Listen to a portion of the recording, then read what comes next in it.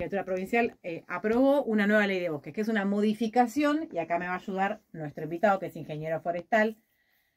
Ahora voy a decir quién es, pero se hizo una modificación sobre la ley que reglamenta una ley nacional, es decir, que especifica el uso de los bosques nativos a nivel, ahí más o menos me dice.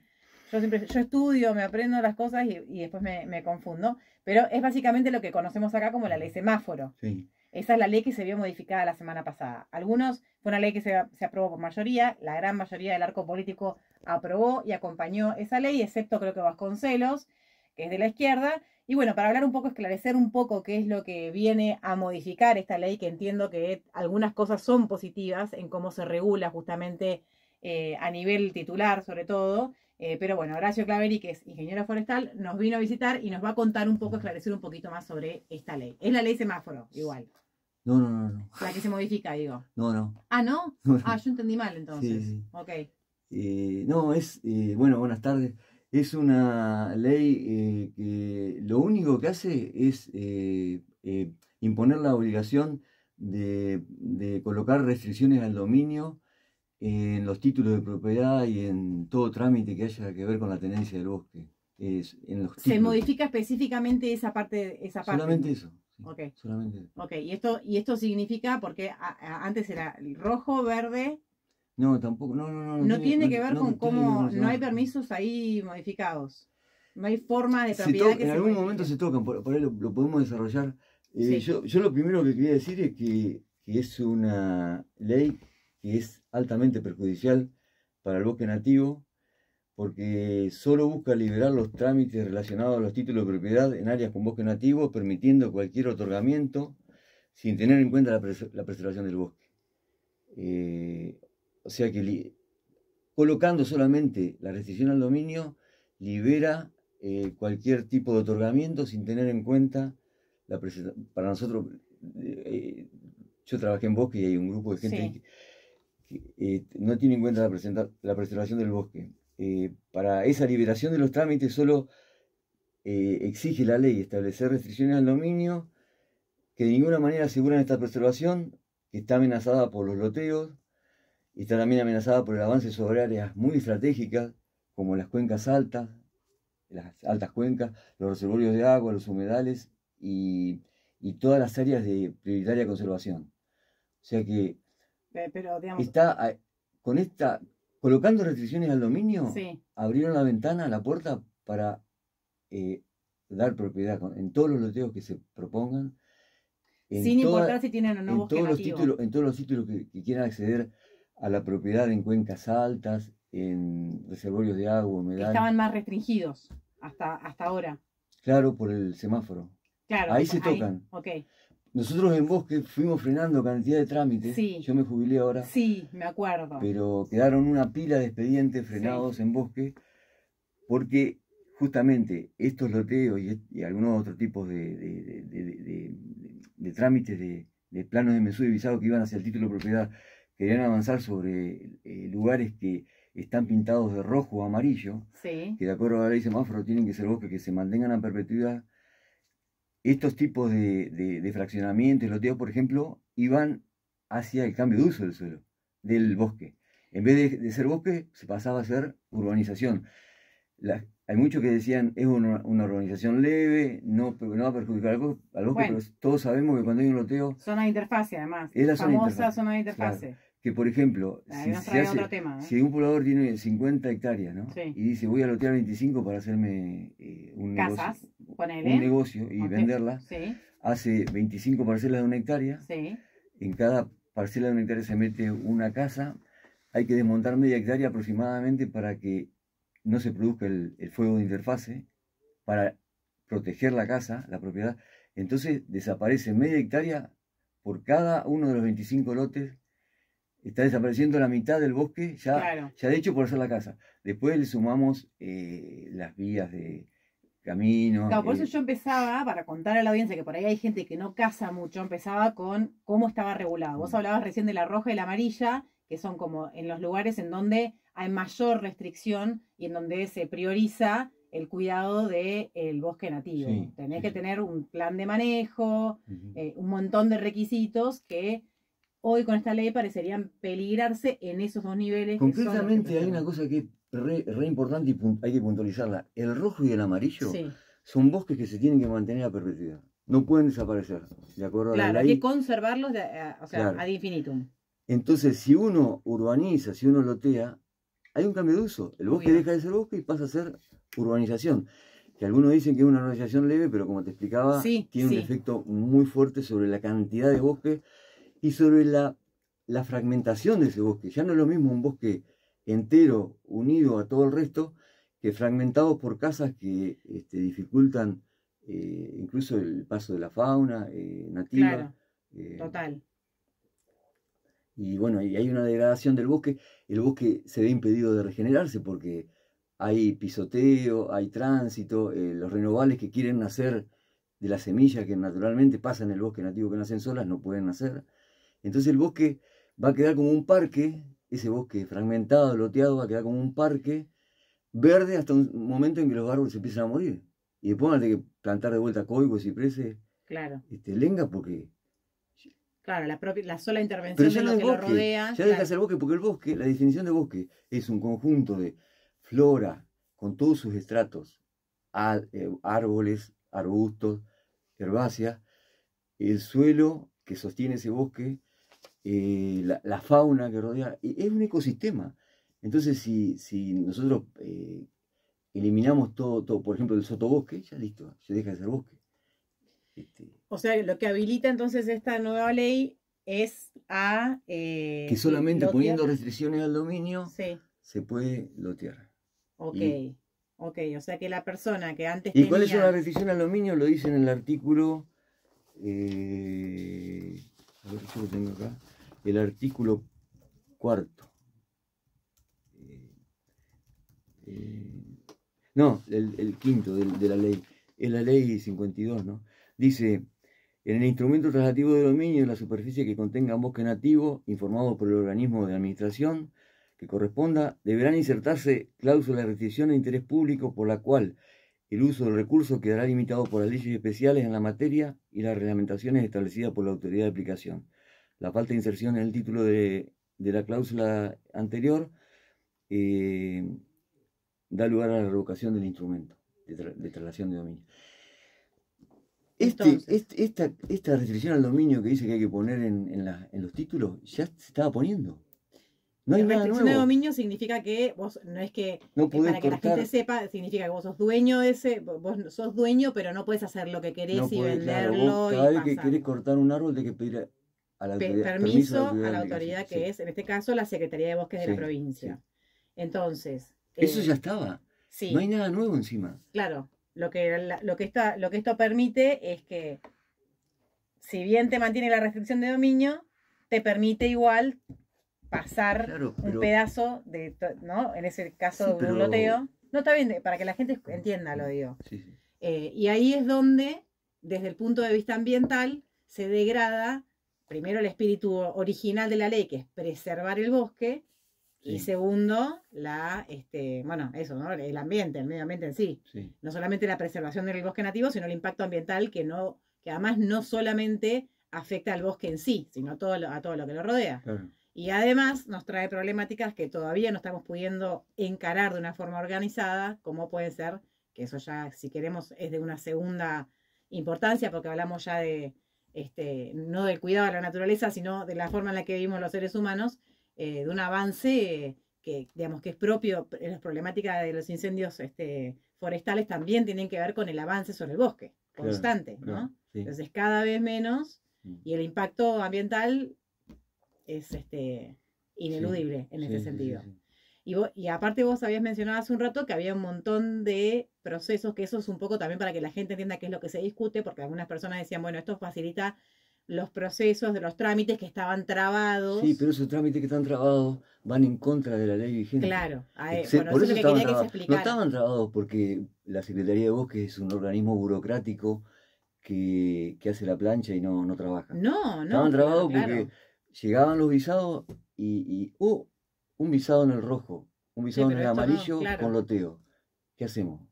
lo guisamos y que vaya... Claro, no autorizaban el traspaso de ese pedazo de propiedad porque tenía que mantenerse el bosque en su conjunto para no que autorizamos el fraccionamiento. el fraccionamiento. Claro. El fraccionamiento, porque de esta manera lo que hacía es destruir el bosque. Que es algo, digamos... Y lo que dicen todos es algo, parece molesto, ¿no? Porque la gente quiere parece confuso. Quiere hacer, pero también quiere hacer de su bosque por ahí un medio de vida también. Porque yo lo veo mal, ¿no? Porque lucrar con... Lo que pasa es que ya están ahí, entonces ¿cómo haces? Ahí hay un... Pero digo, hay cantidad de gente que dice, tengo 50 hectáreas, quiero lotear un pedacito. Y parece un poco ingrato estar frenándole. Pero bueno, es lo que la ley dice. Ahora, si queremos... O sea, es como que se traiciona porque la ley también igual... dicen todos que, bueno, pero el Estado provincial sigue siendo el dueño, ¿viste? Como que aparecen esas máximas que explican las modificaciones de la ley y te dicen, bueno, no, pero el Estado sigue siendo, sí, está bien, pero ¿en qué sentido? Sí. Que de 3 arbolitos aislados en cada lugar, en cada lote. Claro. Esta es la problemática que estás planteando. Igual la ley 26331, la del semáforo, la del rojo, amarillo y verde, es muy sabia, porque se llama Ordenamiento Territorial de los Bosques Nativos, la ley, ¿no? El presupuesto mínimo para el ordenamiento territorial de los bosques nativos. ¿Qué plantea? Un color verde también. Sí, el verde es el cambio de uso. O sea, si el municipio de Pueblo, del Hoyo, de cualquier municipio de la provincia, necesita crecer en su urbanización hacia un área con bosque de ciprés, por ejemplo, que está lindera al casco urbano, porque no tiene tierra, entonces plantea ante la ley 2631, hasta las autoridades que la administran, un cambio de uso de ese bosque y se puede cambiar del amarillo al verde. Entonces se habilita el cambio de uso. Hay un... En esos casos particulares. Claro, se hace el desmonte y bueno, es un bosque que va al sacrificio, digamos, se perdió ese bosque siempre, o de ñirio o lo que sea. Va a terminar siendo urbano. Pero es a partir de un plan de ordenamiento. Tenemos que aprender a planificar, no se planifica. Por eso la ley es sabia en el sentido que está proponiendo un plan de ordenamiento. Digamos, bueno, ¿qué es lo verde? ¿Qué queremos? Incluso para llegar a esta ley en Chubut, que está aprobada esta ley, ojo, la 2631 está aprobada por una ley provincial. Claro. 17 número 92 la que lo adhiere, del 2010. Sí. Cuando se hizo esa ley provincial, hubo 2 años de trabajo comunitario, de talleres, un proceso participativo para llegar a la ley. Proponiéndole a la gente, bueno, zonifiquemos, hagamos una zonificación del territorio para preservar los bosques, pero también que haya posibilidad de crecimiento y de desarrollo de la infraestructura urbana. Y se hizo, y la ley está aprobada. Y bueno, pero aparentemente no hay intención del gobierno actual de llevarla adelante, de aplicarla, porque se vienen con esta ley que va en contra de ese espíritu. Si se aplican, si estas modificaciones ya son un hecho, se empiezan a ejecutar, además del perjuicio ambiental, te quería preguntar también si, digamos, esto favorece a ciertos sectores y desfavorece a otros, pensando en quiénes son los que acceden a esos terrenos que tienen bosque nativo, que en general también tienen más valor, por ende hay un sector que capaz no puede acceder a la compra, pero ¿qué suele suceder, no? Hay mayor concentración de tierra, son terrenos, esos trámites que había que se frenaban, eran, no sé, extranjeros, digo, porque suman situaciones que a veces hacen que también a ruido, ¿cómo se dice? A río revuelto, ganancia de pescadores. Y han pasado en otros momentos de la historia que se han modificado algunas leyes que después terminaron beneficiando a quienes tenían acceso a esa información de primera mano para tener determinados territorios, ¿no? Que en otras circunstancias no hubiesen podido tener. Entonces, como los que tenían cierto poder podían acceder a algunos... No, claramente esta ley y estos, los que se benefician con todo esto son sectores pudientes, digamos.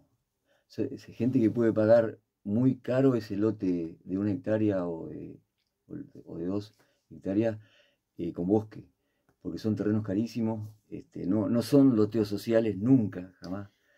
Todos los trámites que hemos visto, que yo he visto en la Secretaría de Bosque, tuve años haciendo esto, eran todos con ese estilo. Encima, es algo que a uno le hace un poco de ruido en el sentido que se lotea para qué, para ir una vez por mes a esa casa que está metida en el bosque.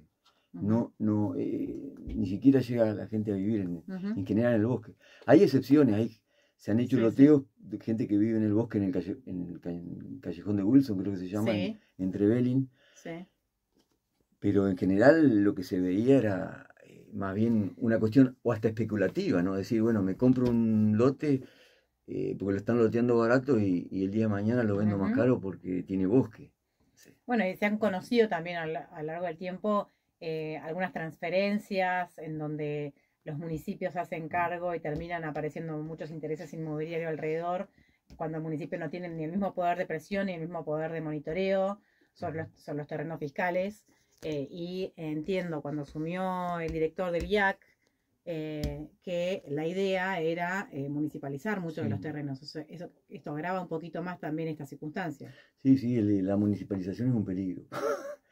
Porque lo hemos vivido con Iván Fernández en Lago Pueblo, era una inmobiliaria, la municipalidad, y en Sengler también, yo lo vi. Se transforman en inmobiliarias que venden terrenos fiscales. ¿Sí? Sí.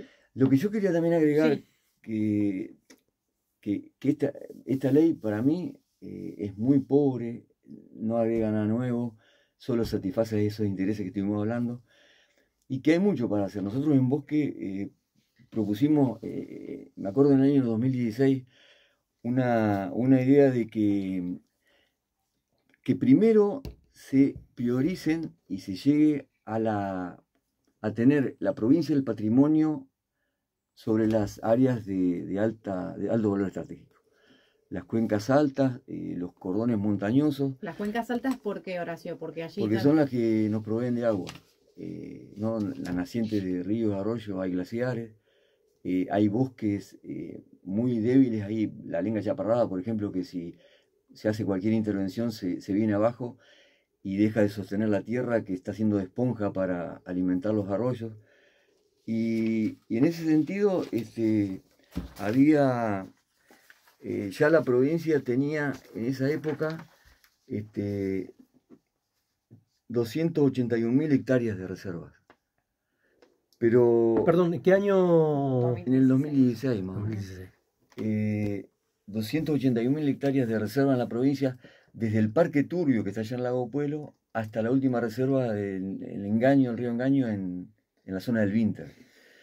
Grandes reservas, por ejemplo, del Turbio es grande, la reserva forestal de Puyén, que es conocida, la del Baguil, Bomulielo, que es conocida también. 281.000 hectáreas.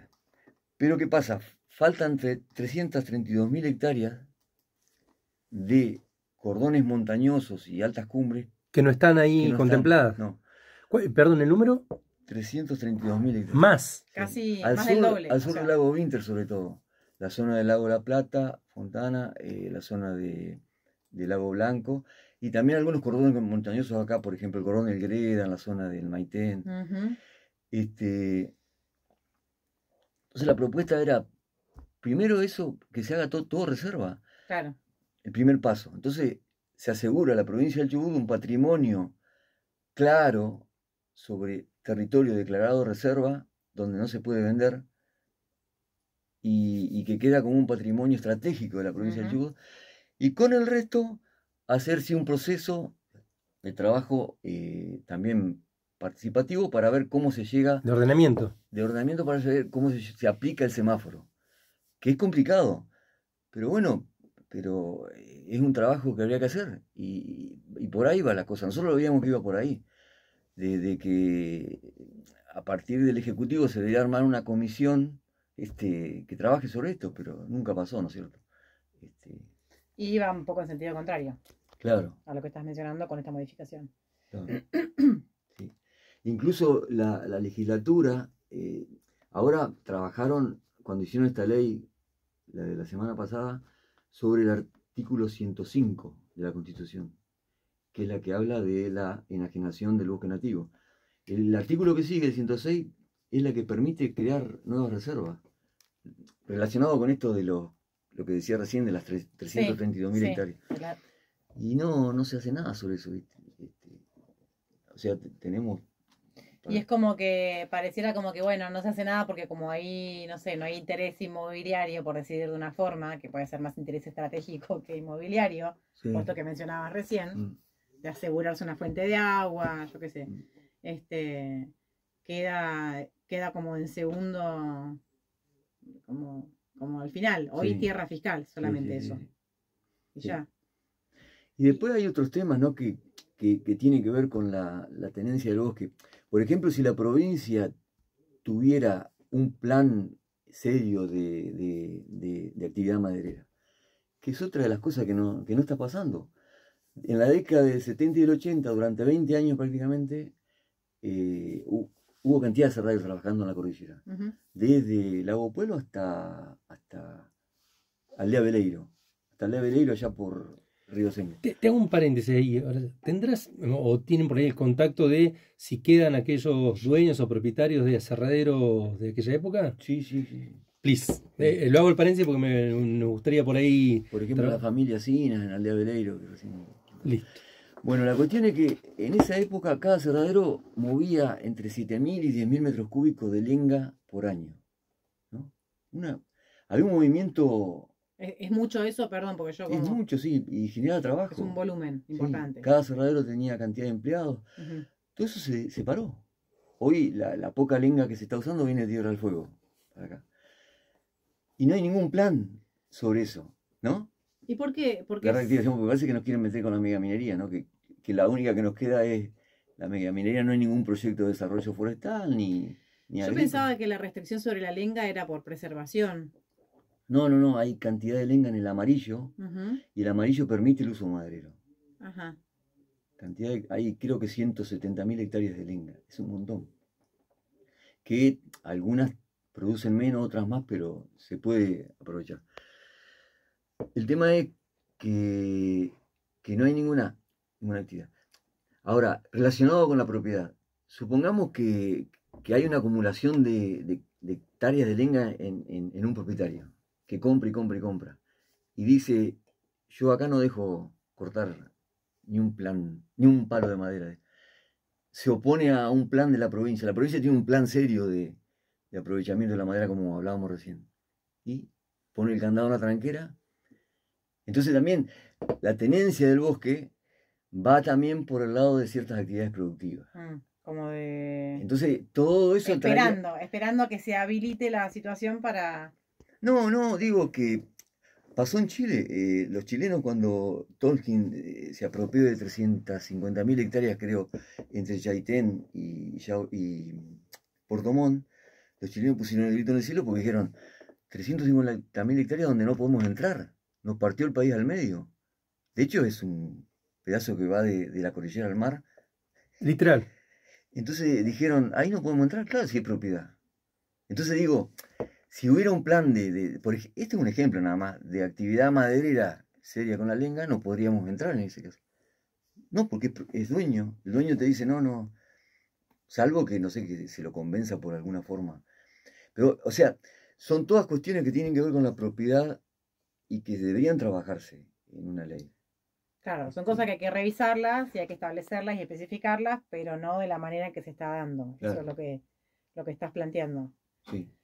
Planteé el tema de crear más reservas en las áreas que son prioritarias para la provincia. Estratégicas. Que son como estratégicas.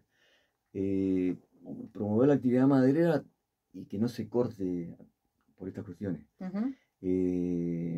Preservar el bosque nativo, que con esta ley se habilita el loteo. Los loteos. Que hoy por hoy son otras cosas que son indiscriminadas. Nosotros hablábamos recién de que un pueblo podía crecer hacia un lugar, hacia una punta del pueblo. Los loteos ahora están siendo en cualquier lugar. O sea, eso es lo que puede, eso es lo que habilita, que se haga en el medio del bosque más prístino. Puedo hacer un loteo y que alguien vaya y se haga una casa y después yo reclamo. Sí. Y además ahí también hay un destiempo con respecto a la planificación territorial. Porque si yo habilito a mansalva el loteo, los loteos, después hago que el Estado mismo se tiene que hacer cargo de llevar hasta ese lugar los servicios, la infraestructura, digo que no es que está mal, pero digo, digamos, no tenés planificación. Si vos después tenés dos ordenamientos, no sé, pasa en Villa Yelena, allá arriba se avanzó mucho sin haber planificación territorial, es decir, por dónde tendría que pasar una calle, cómo tendría que estar ordenado, para que no tengas problemas como el que tenemos hoy, que no tenés una salida de emergencia en el barrio. Sí. Digo, para también adelantarnos a problemas que ya tenemos por no haberlo hecho también en el pasado. Sí. Y el caso de Yelén es bastante dramático porque viven al lado de pinares gigantes. Y estuvimos en reuniones ahí en el barrio y es un riesgo. Lo único que se hablaba era de por dónde salían corriendo. Claro. Pero no de ¿qué hacemos con esos pinares? ¿Sabes que yo se lo te voy a pedir que te pongan los auriculares, por favor. Se lo decía justamente a la gente de Espacios Verdes, que yo me ponía a disposición para generar ahí justamente difusión de información, porque también hay como poca conciencia sobre la responsabilidad que cada propietario tiene sobre ese terreno, de cómo lo limpia, cómo lo cuida, cómo lo ordena, cómo debería estar. Todo eso falta un montón. Claro. Y de la nada no podés presionar tampoco a toda una comunidad a que se ponga a hacer algo sin saber qué y cómo, ¿no? Entonces, me parece sumamente importante también ese tipo hablando de esto que decías de la forestación con pino, ¿no? Sí. Tener ahí otra mirada. Pero bueno, se dan en desfase. A lo que me refería yo es que esto acelera aún más el proceso de loteo sin planificación territorial. Claro. O sea, cómo llegás después hasta allá y cómo se resuelve, además de todo lo ambiental, que es gravísimo, ¿no? Light, ¿tenías una pregunta para Horacio? Pero Lito, yo trabajé en Bosque 37 años y me jubilé ahí. Y la verdad que siempre la tónica, digamos, era favorecer al poblador para que... Sí, hay que reconocer y hacer una autoevaluación, digamos, interna también en los organismos que... yo no es por justificar, ¿no? Pero hay un debilitamiento de los organismos también, ¿no? En su capacidad operativa, a veces ni vehículo hay, no hay personal a veces en las delegaciones, a veces en las delegaciones así alejadas, ponerle como Río Pico, y yo no quiero justificar todo con esto, pero ¿viste? Los organismos están bastante debilitados.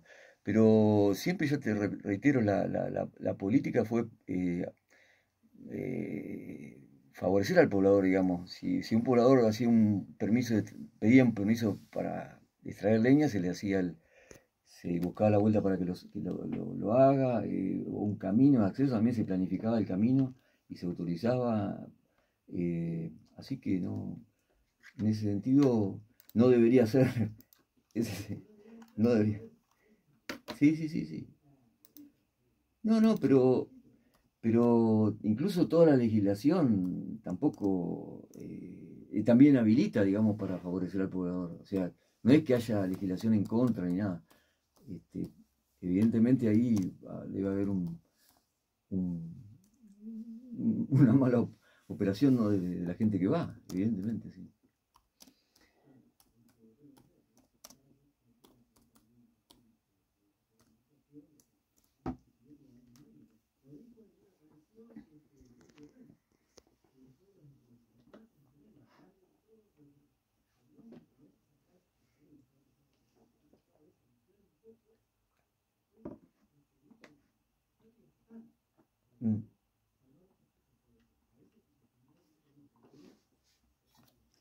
Tierras mucho más grandes, de pobladores con capaz menos impacto ambiental, y hay otros lugares, o sea, ¿cómo sería un criterio? Ahí hay claramente un criterio que establecer, ¿no? Sí. No. Uh-huh. Sí. Bueno, no es complejo, Horacio, la verdad nos corre un poquito el tiempo, tenemos una columna ahora, me gustaría que vengas otro día más está bien. Para seguir hablando, porque no es fácil ni de entenderlo, ni en términos de qué es lo que pasa detrás de las leyes que regulan nuestros bosques nativos, y a eso sumarle la importancia profunda que eso puede tener para la forma en la que vivimos, ¿no?